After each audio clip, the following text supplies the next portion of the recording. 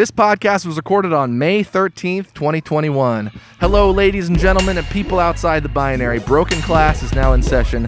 I'm your discussion leader, Thomas Huda, and today I am excited to have a conversation with somebody who has told me that they are a non-progressive candidate, and they're running for the 4J school board, and I have had some really entertaining and sometimes contentious conversations with people I disagree with on the podcast before.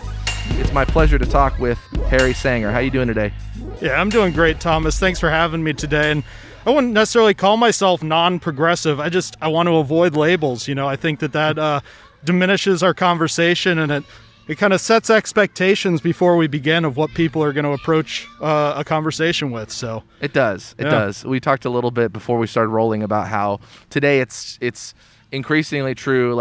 Tinder is how people find dates now, and it's how quickly do we judge and the entirety of our compatibility, whether it's romantically or just as a person, a human being. How can I actually get along with this person, or could this person potentially make decisions about my community? We decide those things very quickly. Mm-hmm. But at the same time, I also think that people have looked at your platform and thought, you're really supporting opening schools up. You're really supporting 100% mask optional in the schools, as well as some positions that, the progressive base of Eugene might not be into. So we can get into that a little bit. I want to ask you the question I ask everybody up top. What's a controversial opinion that you have about anything? Yeah. So, kind of along the lines of what we were just talking about.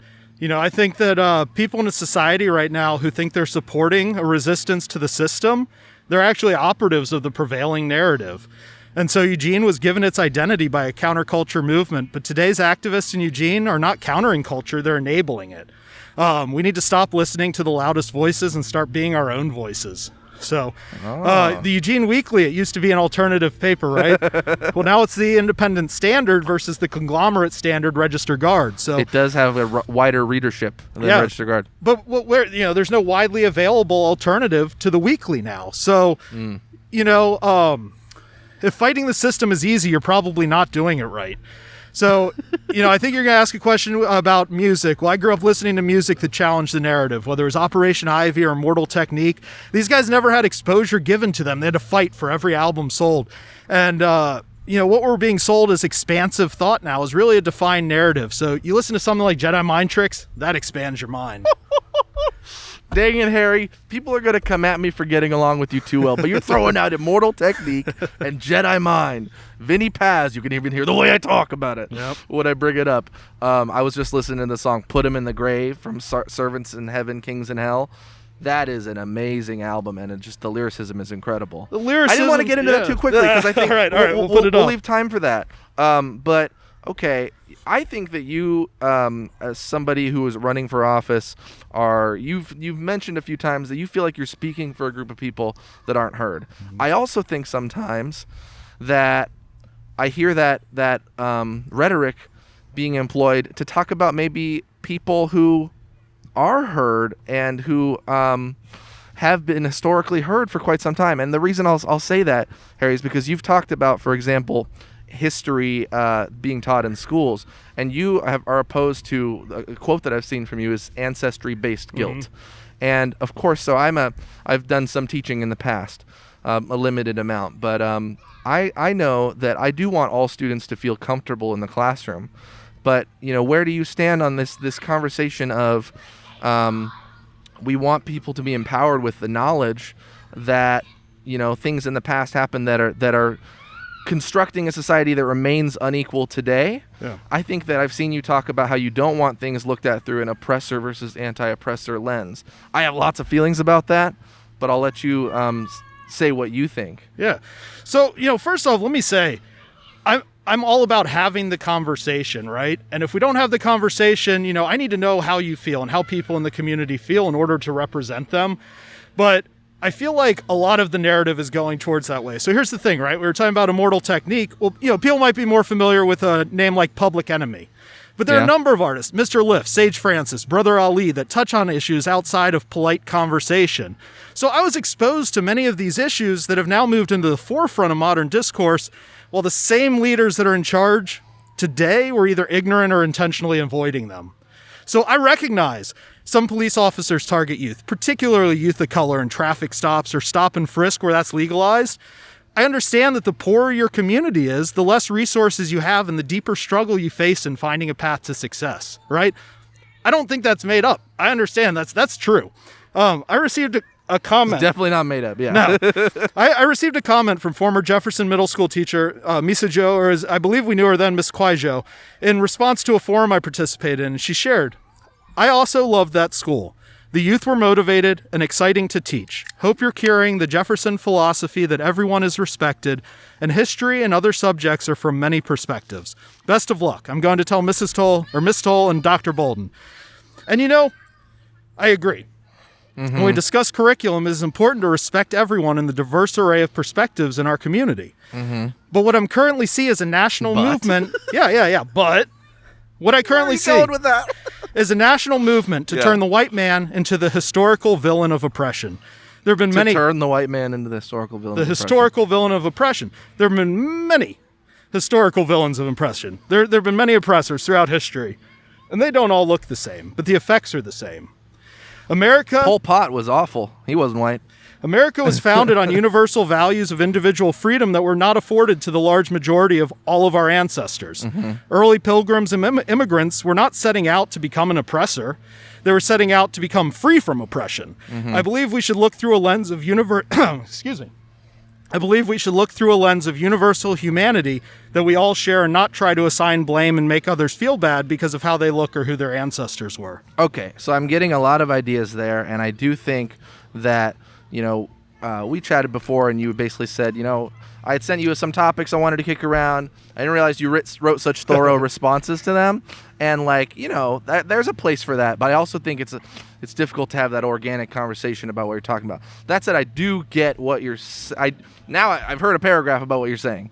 So, but don't you think, okay, there's probably some lazy history teachers out there who might identify themselves as leftists and don't want to do the deep background knowledge and dive into it, and so will take the easy way out, and maybe you'll hear him say something like, another case of a white man, this is just a white man, being the oppressor as always or something, and that's too strong of a generalization. But don't you think that's a little fragile to look at the history and recognize, because you've read Zinn, Yep. you've read you're reading the indigenous people's history of the United States, that it seems to me like there is the snowflakery that ironically comes about when people now feel as though, white men are the new target of society. And I am kind of a white man in some ways. And and my father is, certainly. And I just don't see it, because even though, there are real specific challenges that I've seen our family go through. He was homeless for a long period of time. And I think that there were ways in which, let's say, domestic conflict were looked at as he is instantly the aggressor versus, I don't want to get into it too personally, but I'm not saying that life isn't hard for people, and that sometimes it can be uncomfortable to recognize that you have come upon ancestry and generations of a society that was built to cater to people who look and talk and think not think like you, but I just think that it's not nearly equivalent to those structures still being in place that still operate in ways that oppress people of color, BIPOC people. So I don't know. You really think there's a movement to say that white? Do you think there's a growing power in the movement? Joe Biden won the primary by far over Bernie Sanders, who was the second runner-up. Elizabeth Warren, Kamala Harris did not have a good run in that. I think there's still a real perception that when people think of leadership, they are thinking of people who look kind of like you. Yeah. So I mean, I kind of hear the question you're asking is, how do we get more representation out there? And, my answer would be we need to lower the barriers to entry. Before we went on the record, we were talking about, how hard it is to run a campaign and how hard it is to get past the gatekeepers. So I'm all for lowering those barriers and allowing more access to our system. I stepped up because nobody else was. I didn't want to. There's a huge, you filed on the last day. There's a huge time commitment to being on a school board. and I have children, and I have other community commitments, and I have a job, so I understood that was a sacrifice I was having to make for the community. So I weighed it. And in the end, I weighed, I needed to do this because I didn't feel that anybody was speaking up for parents who wanted their kids in school last September, who want their kids in school now with an option to wear a mask, not forced to wear a mask. And the school board, when they asked, do you want your kids in distance learning or hybrid learning, there was never an option. Do you want your kids in person? Shouldn't they be asking that question, even if it's not a direction they intend to go? Shouldn't they find out from the parents what they want? One of the things when it comes sorry to twist your question about something into another, but open dialogue. Yeah, it felt a little evasive. No. So let me address your question. Yeah. Should the state be dictating curriculum? I don't believe they should. I believe that our community knows what our community needs. And I think if Salem is telling us what we need to include in our curriculum, then they're taking that power away from our community. And I think our community needs that power. So when you're talking about the amorphous blob of constituency saying that white men are now the victims or will become the victims of our new ideology of the world that we're indoctrinating kids into. Are you saying it's the state that's doing that? I don't know who your antagonist is here that you're talking about. So I think your baseline is flawed in that when we're talking about, essentially we're talking about critical race theory, right? Are we viewing the world through a lens of critical race theory or not? In all the organizations I've participated in, anytime that becomes the focus of conversation, we lose the focus on what needs to be done. And we spend time discussing the merits of a theory, of an academic theory, in order to influence our community and decide how to move forward, how to use the resources we have in the best way possible. And it overtakes that conversation. I believe it should be a part of that conversation. I don't believe it should guide that conversation. So that's the difference. it's I think you're doing some both sidesism. You're like I'm not. Well, no, because I'm in the middle. I'm not on. Right. So you're saying that it should be a nuanced situation where critical race theory should be considered, but not overwhelming. I think Harry, that what you're doing is you talked about the importance of representation, but you don't really seem to want to do much about it. You said you stepped up to run because no one would run. And why did you run in the position where, a longstanding incumbent, Anne Marie Levis, a woman who'd been there and knows the system really well, dropped out of the race because she felt like after the George Floyd protests and this cultural moment, it was time to have a qualified black woman like Laurel O'Rourke, who presented herself as being very capable of taking on this role through her work in public service. Why run against her and then now say things like you are... every time that critical race theory is brought up, it distracts from what needs to be done. Maybe what needs to be done is listen to these voices in a more thorough way, because it's not just head patting and it's not just, wow, you did a great job. We love hearing your voice, but we don't really care that much about how well it's accepted. I think it needs to be thought of in every conversation. Yeah. Is think about those inequities, because we sit on them. We sit on those today. Well, so your question is, why did I run for position 2? I can break it down for you. Position 3, there was already 2 qualified candidates running, and there's actually a third candidate. And you know what? If I was a trained politician and I had a support team, a conservative base or something that was driving me forward, they probably would have told me to run for that position, because I believe that Tom and Judy are going to fight for votes, and I could have come in and taken that position. I saw position 6. I wasn't sure if Dakota was committed to running. I asked a friend about Maya, and got a response that she's incredible and she's an asset to the community, and it dissuaded me from running against her. So when I saw that Anne Marie Levis dropped out and that Laurel was running unopposed, I thought it was a disservice to Laurel. I completely respect everything she does in the community, and I think she is qualified for this position, and I think that she would want to win it on her own merits, not just be given it. So I didn't see it as offensive to throw my hat in the ring and challenge her, and you know what, we wouldn't be having these conversations along the way if I hadn't done that. So okay, yeah, it's a little interesting because she is okay, let's say Obama ran in 2008. trying to be very magnanimous about race, not trying to talk about me being the first black president. And there was a receptiveness that people thought wouldn't be there for a candidate like that. I love Laurel in part because she talks about her black life mattering, her brown life mattering, and wanting to see changes because of how she was policed in 4J as a youth, and how she didn't learn until the young generation of activists that are sneered at and looked down upon taught her that her experience is important. And so you're giving your hat off to her a bunch, and I think there is something to be said about not wanting to run unopposed about that. But it sure as hell wasn't given to her. I mean, she had to really present a really credible candidacy. One thing we talked about in private conversation, Harry, was because I was skeptical of your campaign. I'm still quite skeptical of your campaign, and I'm trying to also recognize we're both River Road people, and I think that you care about issues. And God, I like a lot of your taste in hip hop, even though I think Brother Ali is cringe. And so I wanna. Here's the thing: I don't think the left does quite enough sometimes. Is they're so focused on being pure and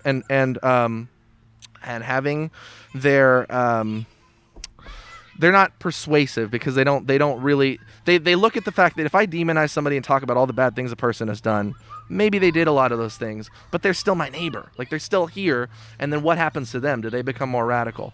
So, but one thing when I saw with your campaign was I don't think this person's running a very credible campaign, but they're certainly trying to fight to be perceived as though they are, because there wasn't a domain name. And things like that. You did make some yard signs recently, which I think was pretty cool. But that's part of the thing. Laurel really earned it because she has that very credible campaign with imagery, with the statements of values and policy that are very in depth, and then garnering a lot of the endorsements. So I don't know. It feels to me like you're saying you should be taken just as seriously, and you really were a little upset that I wasn't initially going to do this podcast with you until Judy Newman postponed. And part of me has to admit, I'm kind of like, this feels a little like entitlement. Well, so, again, I talked about gatekeepers, and I'm flattered to be a gatekeeper. No. Laurel has the support support of gatekeepers. I mean, there's a former mayor running her campaign. Kind of say that I was gatekeeping, or you felt it that much. No, I mean, you are. Rick Dancer is. I can't get on his show unless I pay him, his required appearance fee. And really, obviously, I'm running a low budget campaign. That's true. That doesn't mean it's not serious. I didn't reach out to political parties or other established gatekeepers for support because this is a nonpartisan position. I don't believe a candidate should be beholden to special interest rather than the community. So I keep hearing other candidates speaking about change and representing marginalized groups, but there is nobody on this current board that pushed for reopening schools and allowing children the choice to attend in person and the choice to wear masks. It doesn't get more marginalized than that, having 0 people representing your voice. So I felt, yes, like that's my primary issue. I have other issues that are related to that. And I'm a serious member of our community. And you had mentioned, you saw that I'm a board member of the River Road Community Organization. I've been on the Cottage Grove Planning Commission. I understand, how these things work. Do I understand everything about the school board? No, but I watch some of those meetings and I don't think everybody else does either. So I have a legitimate interest in learning as much as I can, in listening to my community, and then taking those voices to the board and being part of that conversation and representing unheard voices. If there's anything that I could say that it's positive, I can say, besides the fact that, darn it, I think you're a sincere person, and when I hear people talk passionately, I sort of light up in a way. I don't know if you want your kid on camera. That's okay. Okay. And I think, Harry, that it's absolutely true that the board doesn't have a lot of accountability, and they are... Pardon me. I'll be right back with you, Thomas. I'm listening. All right. We try to do an unedited show, but if this goes on a little long, I'll just make a little edit. Okay, bud. Thank you. All right. Sorry about that. Like I said, I'm a parent, and I tried to see if he could resolve it. He couldn't. He needs help. He's a little guy. So well, some people hate dead air, but I almost called the podcast Long Pauses because it takes me a long time to think sometimes. And I'm not going to be the Ben Shapiro where I try to just talk like this and make it seem that I'm really smart because I know what I'm saying. Right. Sometimes the best conversations when nobody's saying anything. Okay. And so, but at least I can agree that the board um, for it to be critiqued from more than just one side or from several sides, I don't see that as a bad thing. I do think that you're maybe it's being a little more on the conservative end, or being not fully in line with a lot of the progressive ideas that have taken hold in a lot of spaces in Eugene, and I think for good reason that they've taken hold. But I do think sometimes you are an enigma, and so I want to talk about things like your stance on comprehensive sex education. I think we got to have that at least in the middle schools, and you have basically said you want it to be opt-in up until high school. Why is that, man? I think there's a lot of really excellent data to show. From the perspective of consent, for one thing, I think by the time people are young, they can understand ideas about consent, and they should understand ideas about affirmative consent, being able to revoke consent at any time that it's needed, but also, matters of protection and contraception and reproductive health. Maybe I can be a little sympathetic to the fact that some people have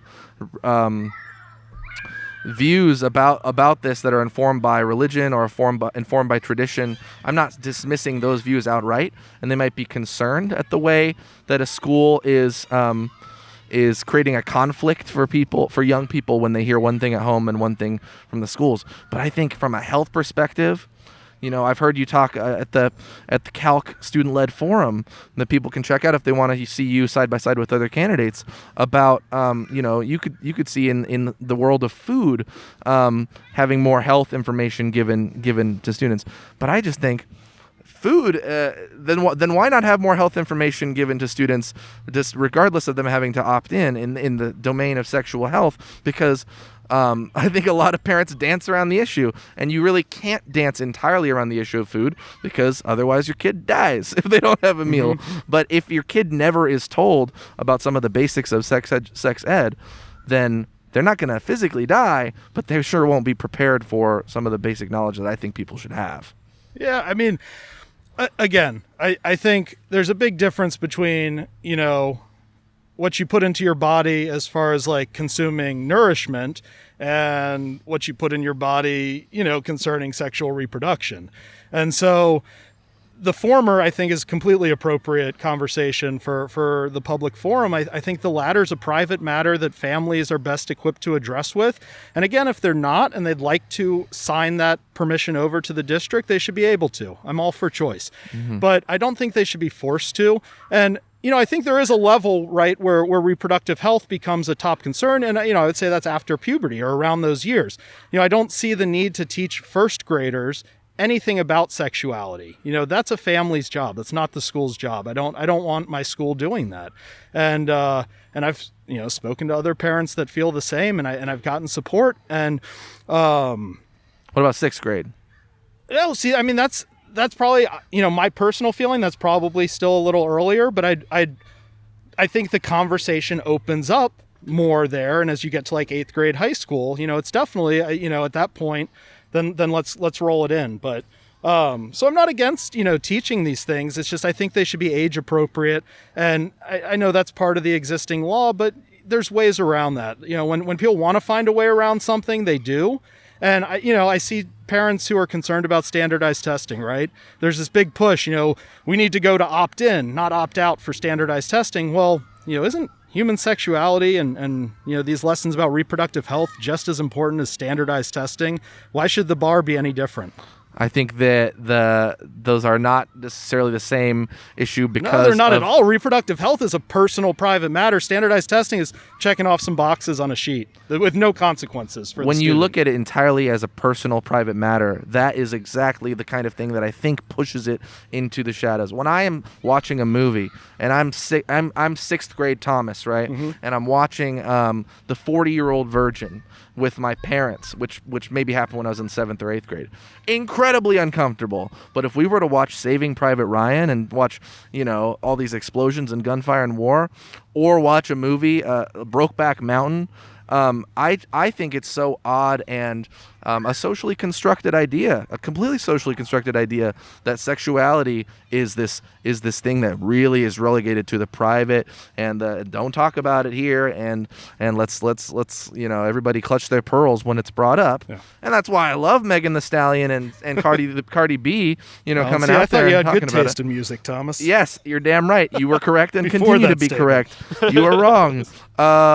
Anyway, so But so no, I mean movies are a great example, right? whereas testing, you understand, testing is so incredibly flawed and measures people's income a lot more than it measures something like college preparedness or mastery of a subject. Yeah. And I say that as someone who got some really good test scores because I was biased in that my anxiety made me super hyper good at the test. Some people not so good. Yeah, so I'm all for lowering the stakes on testing. I don't think students should be sweating bullets over it, but I also think it's needed as a metric to see where the district's at. And I think not testing gives the district a pass for what they've done over the past year that I disagree with and that other parents disagree with.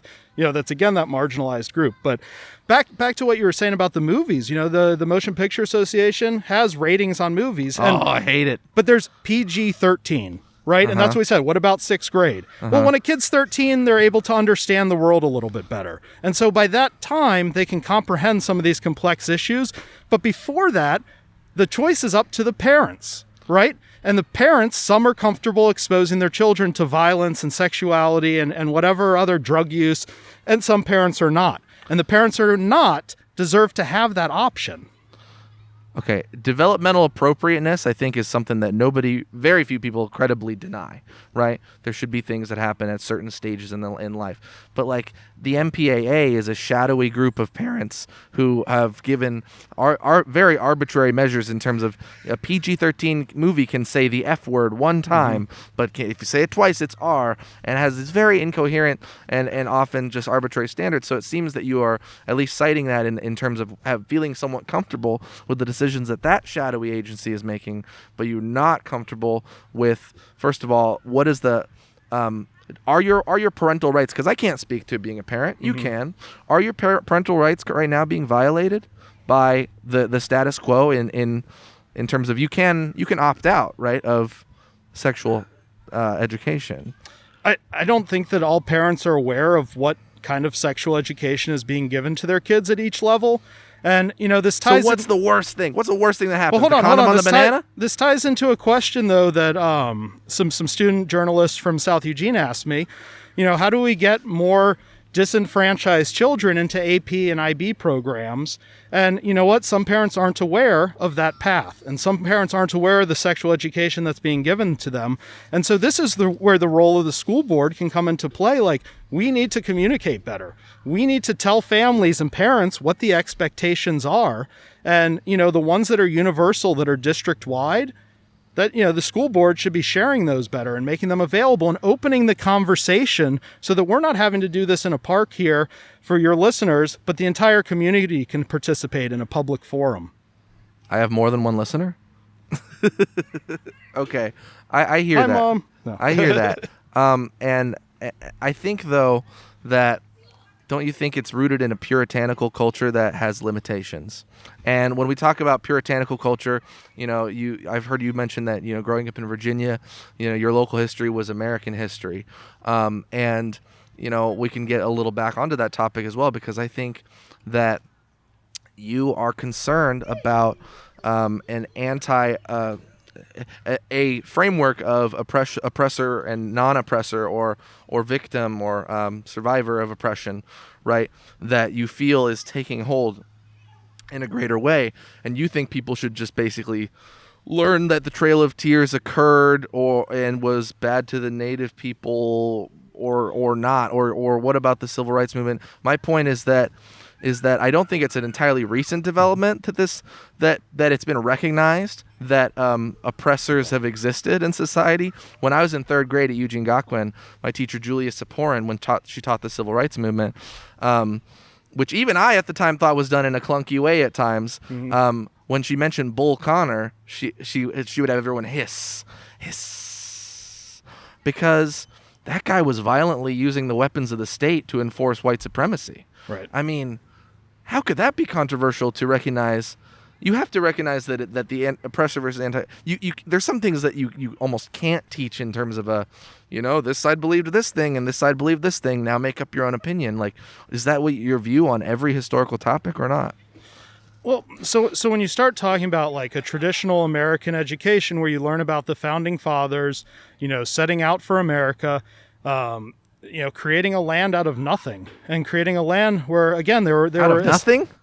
They didn't have anything. They bartered with the natives that were there, and yes, like over time, some of them attacked them, some of them pushed them out, some of them also worked with them, and they befriended them. There were different interactions. There's no universal way that this happened. This is one of those moments I'm like, can I put this podcast out, because I don't think I can adequately refute. But the sanitizing of history happening before my own eyes. You're installing today's moral understanding. Bartolomé de las Casas, A Brief Account of the Destruction of the West Indies. I have not. He was a cleric who was sent to go on, I believe, the third voyage of Christopher Columbus.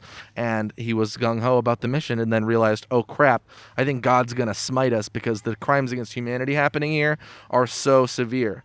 I think... Well, that's happened throughout history, though. And in order to understand why those crimes... genocide doesn't always happen everywhere. Let me finish, though, because in order to understand those crimes in the context of how they happened, you need to understand who the people were in that land before those crimes happened, and you need to understand who the people were that were coming to that land. You need to understand where those people that were coming to that land were coming from. There's a whole complex interaction here. So I think when we start talking about it in terms of genocide and cultural destruction, again, a first grader doesn't have the wherewithal to understand the context. And so we need to give them what I would call a traditional American history, an understanding, so that when we get to the civil rights movement, when we get to, the interactions with indigenous Americans, they understand more about who these people are, and they can incorporate this whole conversation into their understanding. I don't think starting from a position. I mean, I'll give you a great example of why all of this, that's going on at the state level. So Oregon rewrote their genocide law. They used to teach a class on the Holocaust, right? Well, now it's not just the Holocaust. It's all genocidal events. The Holocaust was a very real thing that happened, that was one society's attempt to eradicate a group of people, right? A few groups of people, even. And a few groups of people, yeah. But there was one group that was like, kind of targeted more than the others, that were almost eliminated from the face of this earth by this pogrom. And it's tragic that they've had to fight for. And so Oregon's current law took the focus off of that one incident and spread it out amongst them all. So, American slavery is a hot topic right now. When we talk about slavery, should we also talk about the Pharaoh and the Jews? Is that just as important as talking about chattel slavery in the South? Couple of things, Harry. First of all, when you talk about the first grader, I think you really, and again, you're a parent, I'm not, but I think you're underestimating the ability of a child to have a basic sense of justice. You take their milk and cookies away, they're upset, they cry. You hit their sibling after their sibling has done nothing. They know that an injustice has taken place. So I'm not saying they need to be able to write a dissertation about, the legacy of American chattel slavery and antebellum slavery. But I do think that if you allow for a kid to develop in this American context with the flags flying and military recruitment ads on television, etc., they form a framework of understanding that where the baseline is, okay, I'm proud to be here, my family's proud to be here, we look out for each other.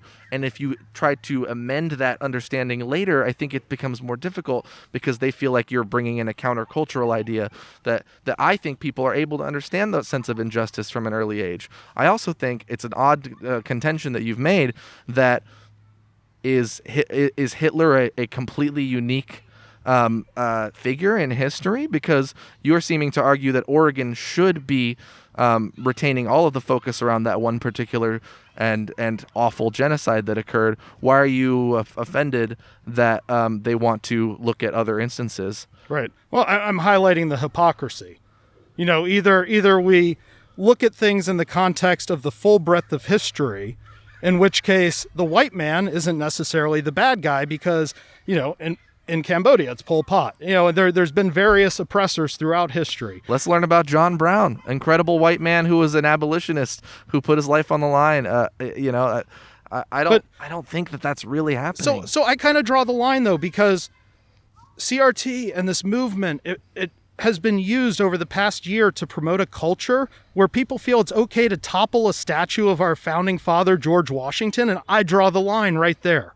I'm sorry, think it's been used but if as a we think that talking George point on Washington Fox is a News. slave owner and nothing more, it happened in Portland. People don't say that he was a slave owner and nothing more. Then why would People you tear down a recognize- statue of him? Because he was a figurehead who had an incredible moral lacking in that area, an incredible moral deficit, that there's tremendous irony to the fact that our most basic dollar bill that we hand around, that we ascribe value to, has the face of this man who has that in his history, and that we all know and recognize, and we're okay with it.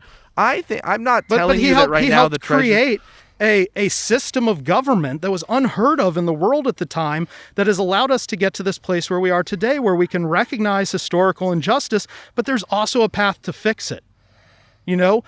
Slavery tearing down a happened, statue but is not an act of physical violence, or do you think it is? I think it's intimidative to a certain group of people.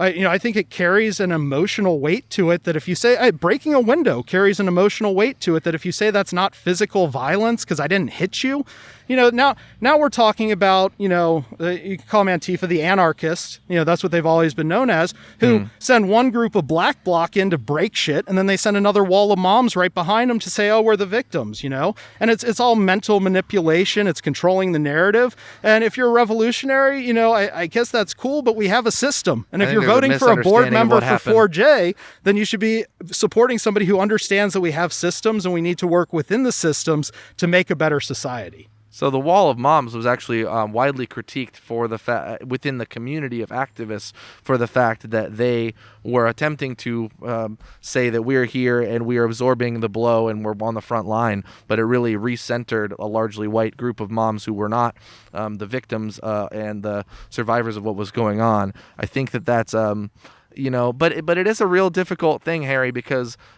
I grew up with a lot of people that's a great point though, because you're right. I just think we're getting different information. It's hard. Sure, we're hearing things from different, viewpoints, but you're talking about centering the conversation, removing the focus. The original BLM marches, right, were because people felt Black Lives mattered, but that society didn't feel the same way. Well, when people start breaking things and looting and burning things down, and they're doing it in the name of BLM, but none of the national leaders from BLM, who we now know are multimillionaires, none of them spoke out and used their platform to denounce the physical violence that was occurring in the name of their movement. And if they had, wouldn't that have helped to recenter the conversation back to the things that were important, that deserve a space in our conversation, but they just don't deserve to guide our entire conversation? There's so many other things that are just as important, and different people have different priorities. And if we say this is the priority of society now, and this is how we're going to guide every conversation, then all these other things get left out, right? And so I'm just saying, let's return to common sense. Let's return to civil discourse, and we can talk about these things in context, and we can try to figure out ways to fix them. Is it easy? No, man. Government's super complicated, and the second you think you got it figured out, you realize that you don't know anything. Every it's sometimes action made to be difficult to penetrate. Every action that we have, though, ripples out. You can do something simple like raise the minimum wage. Well, then the cost of a burger goes up, right? And that's just such a basic example. I'm not talking about minimum wage, but there's so many things that impact other things, and so that's why we need to have these conversations. We need to hear voices, all the voices in the community. We need to open these forums. We need to make them accessible. Is there a movement, Harry, that has happened in society, American society, in the last 100 years that you're grateful for and you think is a good movement? I like the hippies. The hippies? I live in Eugene. I'd be wearing a tie-dye shirt right now if I were a proper hippie. But okay, hippies 501c3. If that were a organization that says we represent the movement, I would think that that's kind of messed up too, and that's what I think is one of the things you're conflating Black Lives Matter with the organization that's called Black Lives Matter. When there's movement for Black lives locally, we have there's showing Black up for unity, racial justice. Absolutely, that's a fair point. Yeah, and so that's where I think it's unfortunate that a lot of people here, the leaders of this movement are millionaires, because the leaders of the movement are millionaires. As you hang out with your kid, just for the audio people, I like to know. Give them the play-by-play. Exactly. I think the media landscape is toxic, Harry, because I've not known you before this, but I don't think that you're a hateful person, and I think I'm doing you a favor by telling you that I think you're animating some ideas that are racist, and I want to know how you respond to that, because I don't think you want to be animating ideas that are racist. So, but I think, like, I'm not going to defend the entirety of actions that occurred under the banner of, or people who were disrupting the movement, and it's particularly when they went after and broke businesses that were owned by people of color. But I think that when you give people no other legitimate opportunity to try to make change occur, and you just talked about how government is opaque and hard to influence. What else do you think's going to happen? Yeah, but see, so here's the problem, right? You just you didn't call me a racist in as many words, but you kind of did, and I'm not a racist. Okay. I don't know if you know the Oregon Country Fair, but come on. But there was some drama that went on there with a good friend of mine, and he was accused of being racist for something he said while a person of color was talking about her challenges as a person of color, but there was this knee-jerk reaction. He wasn't given a chance, despite everything he's done for the community. That's volunteer work. That's working to build up a community. That's working to build up communities of color. Like, he has put in the work, and then one thing he gets turned around and called racist, and that's what I'm fighting here, man. That's what CRT is. It's like this poison that infects our dialogue, that prevents us from saying real things and having real conversations, because we're starting through a lens that's already decided the outcome before we even start. I am very sensitive to false allegations or people piling on against individuals and being able to easily ascribe a term like racist to your friend and be able to say, then there's guilt by association and you should detach yourself, because I think that isolates those people further. I don't think it's healthy. I don't think it's a good way to look at human beings. I think people are complex. And I think that, however, that you have accurately, I think kind of elegantly, stated that I was accusing you of animating some things that are kind of racist, right? And thank you for not just storming out entirely, because I just think that it's the water it's the air that we breathe. It's I'm sure it's some component of it. People think it's a stretch, could be applied to the way that this table got here, and was the funding was determined to put this table in this largely white community, or we moved out the Kalapuya, etc. So. I think that give you a little bit of credence that the world is complex, and anytime we try to use one conclusion to look at, no matter what the issue is, no matter what the evidence, I already know what my interpretation of it is. I do think that's unhealthy, but it's just a really difficult thing for me to be able to talk to people who, I'm kind of I'm a person of color, and I'm kind of a minority, a racial minority or whatever, but I don't think I experience nearly the kinds of oppression since day one that a lot of my black and brown siblings of this planet experience. And so I just can't blame them too much for seeing it. Yeah. Seeing their lived experience in so many places. And to be fair, something you said that I told you before we started, I liked reading off of a sheet, because when I just start talking, I don't have the same filter that I do when I'm able to put the thought into writing something down, right? So I blame CRT. CRT is not completely to blame. You mentioned it's the media narrative, right? So it's the left and it's the right, but really it's like the 6 companies that control all of the media.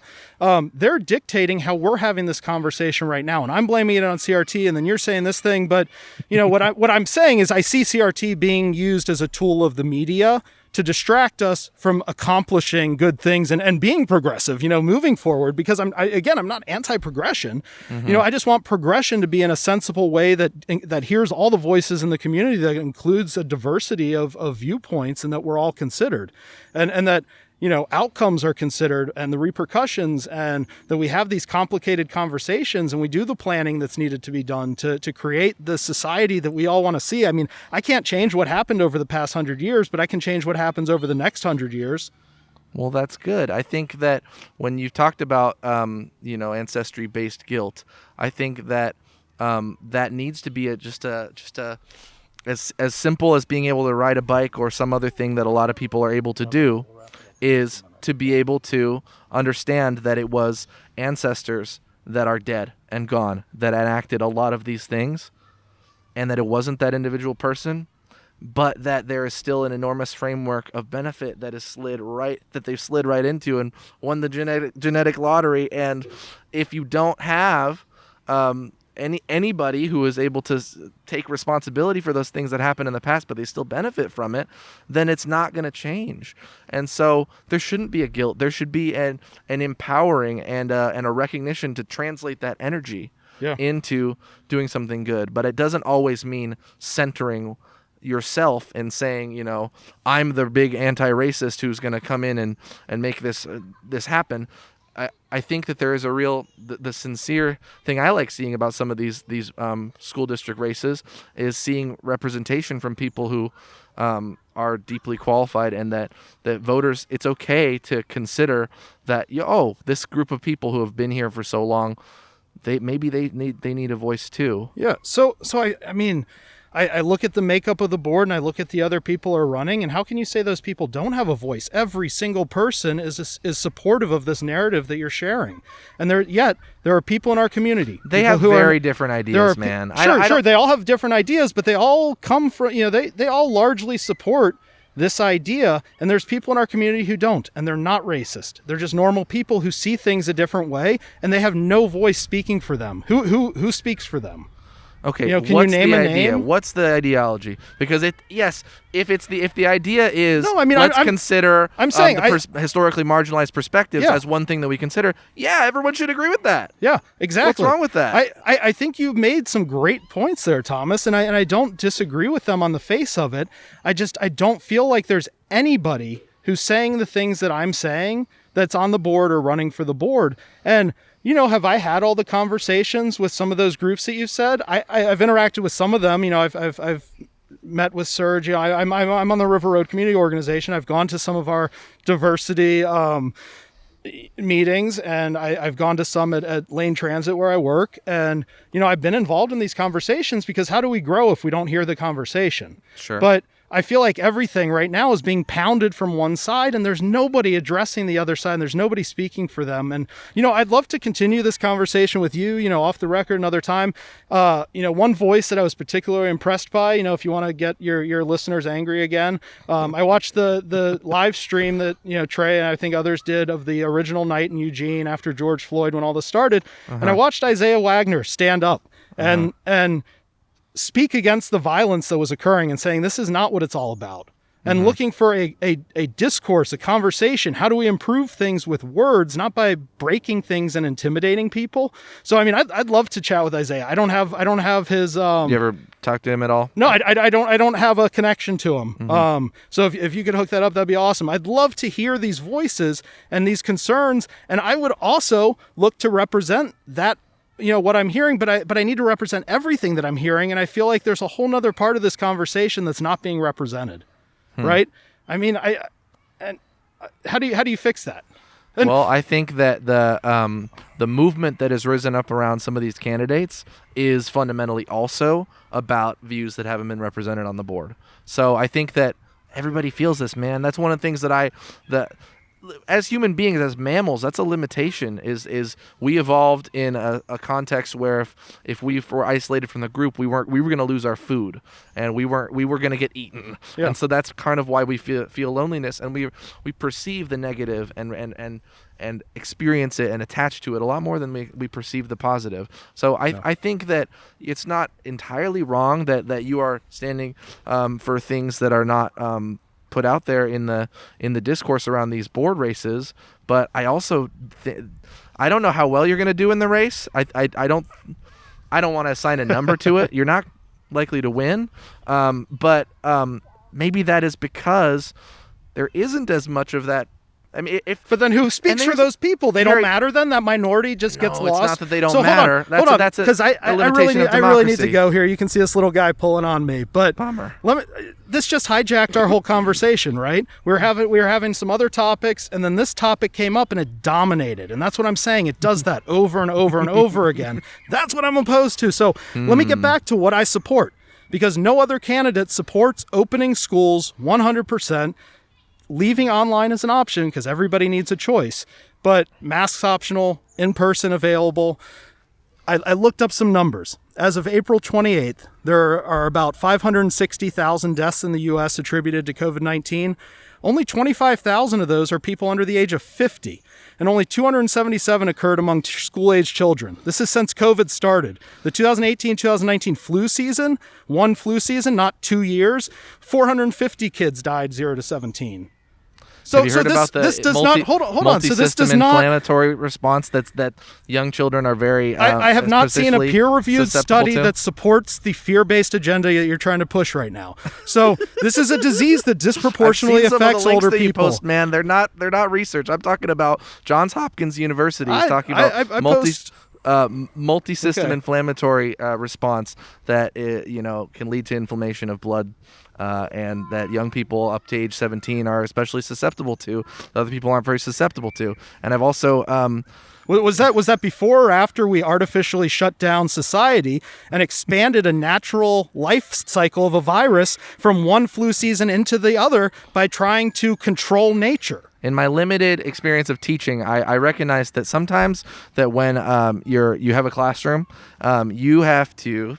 And have you ever done any teaching? I have not taught. Okay, all right. Thank you. It can help to not be incredibly loose with rules and regulations at the beginning, because it's a lot harder to ask people later to take you seriously and to become a little more strict. Sure. I supported 2 weeks to slow the spread because there was an unknown and there was a fear. But when 2 weeks became a year, I mean, we're not talking about slowing things down at the beginning anymore. We're talking about controlling people. I think that and there's people that don't want to be controlled, and there is nobody speaking up for them, Thomas. I'm trying. Am I the best voice for it? Am I the most well-funded? The thing is, no, I've heard you talk about how man. there's a lot of people who are resonating with this, and I'm seeing candidates in Beaverton, I'm seeing candidates all around the country responding to the kinds of things you're talking about, and with CRT as well, and with opening schools. But it just doesn't seem, your page has 34 likes. I mean, in a city of 170,000 people, like maybe a lot of people do think that the science is I couldn't go to the bar and invite people to come join my campaign last week because Kate Brown closed them down, right?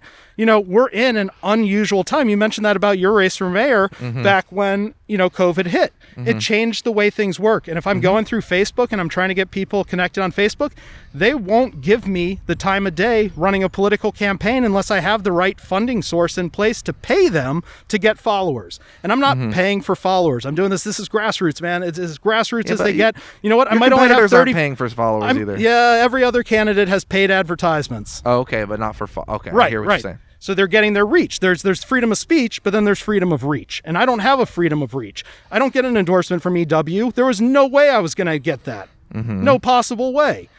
I read their articles. They gave me a little bit of coverage, which was nice. Thank you. But it was slanted. Yeah. And then there was a piece in the slant that was even more slanted. To any people for endorsements at all. Similar reasons. Register Guard just asked questions, made them available. That's great. Voters don't know where to get info. I've been pointing people to vote411.org, but there's no voter's guide. People don't know who I am or what I stand for unless they stumble across me. And so I've been doing some outreach and trying to reach people. I might only have 34 followers, but guess what? Those people are real people in our community that have real voices that feel like they're not being heard. I'm nodding along to that. My voice keeps breaking. But I also think that you could have helped yourself a little more.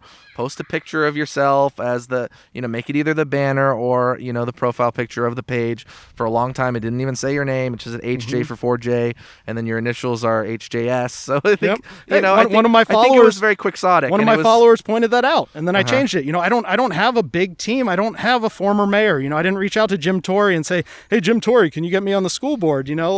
No, I understand that there's whatever, but I could have gotten another former mayor, against a former mayor. Why not? A conflict of interest, whatever. But I don't have, systemic power behind my campaign. And I don't think that should be a bad thing. And my question would be, why does a candidate have to have systemic power to be heard? Why does a candidate have to have access through these gatekeepers in order to get exposure and have their voice heard? I think this should be a public process that should be open to anyone, particularly people who feel marginalized, whether it's because of their color, their gender, whatever part of their identity that they don't feel like is being heard, they should have access. And I'm 100% for that. And so that's why, we're talking about CRT and, do I take a hardline We stance don't need to go on back it? to that, man. Well, but only because there's nobody reasonable, we're not having a reasonable conversation, right? You get the two extremes in the media and that's conversations about how that's implemented on a day-to-day. That's why I like Tom's candidacy. He knows what these policies mean in the actual classroom. And part of the reason why I think that we can't just do this, completely values neutral idea about history and this group did this, some people died, this group did this, and some people died, and decide for yourself, is that I think young people could be rebellious too, and if you give them the opportunity to, of course I think people are free thinkers and should be able to think freely, but we have to give a little bit of guidance and say, because otherwise they're gonna legitimize and justify this frustration based ideas that aren't not necessarily historically accurate. Harry, I think that as somebody who when I did my little run for office, and it was kind of wild, and I didn't take any money and I didn't make any yard signs or anything. In some ways there's things I did that you didn't, that you're not, but there's some ways you did yard signs that cost money. I didn't do anything involving money really. You spend time being frustrated about and talking about how, people look at me, I'm a marginalized voice too. Mm-hmm. But I think you could have done a better job, and maybe it would have taken more time, of course, you got into the race late, of presenting yourself in a way that takes on that credibility. Because why would the Eugene Weekly look at that Facebook page? And it's not that hard, I think. I don't want to be too generational, elitist, whatever, to get 50, 100 likes on a page, reach out to some it is people. When you're saying unpopular opinions on Facebook.